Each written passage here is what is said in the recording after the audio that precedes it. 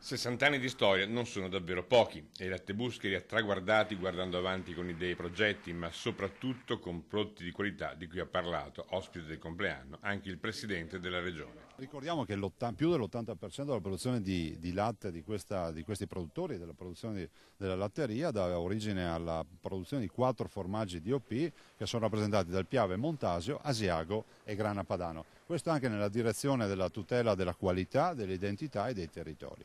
Tracciabilità dei prodotti, la cui importanza, pensando agli scenari internazionali su cui verranno distribuiti, è stata sottolineata anche dal viceministro presente alla cerimonia. Noi abbiamo oggi la necessità di far comprendere che non è soltanto la qualità, l'alta qualità per fortuna dei nostri prodotti che deve essere riconoscibile per tutti i consumatori, ma anche la provenienza. Noi continuiamo ad insistere con l'Europa, con gli altri paesi, penso agli Stati Uniti, perché la denominazione e i luoghi di provenienza possono essere indicati e debbano essere indicati con chiarezza nell'etichettatura. Prodotti che hanno conquistato tutto il mondo, partendo dalla montagna veneta per arrivare fino a New York.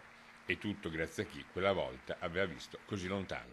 Il nostro ricordo va a quei soci fondatori che purtroppo adesso tra noi ce n'è rimasto uno solo, però gente di altissima visione, di illuminata visione di cosa era il futuro per loro. Bisogna immaginare, adesso è facile parlare cosa era il 54 in Italia, erano anni della ricostruzione, gli anni del dopoguerra, creare di nuovo qualcosa di nuovo in quegli anni è stata dura, è comunque un complimento e un ringraziamento per noi che siamo adesso gli attori principali di questa cooperativa. Per noi è una memoria che rimanerà sempre impressa.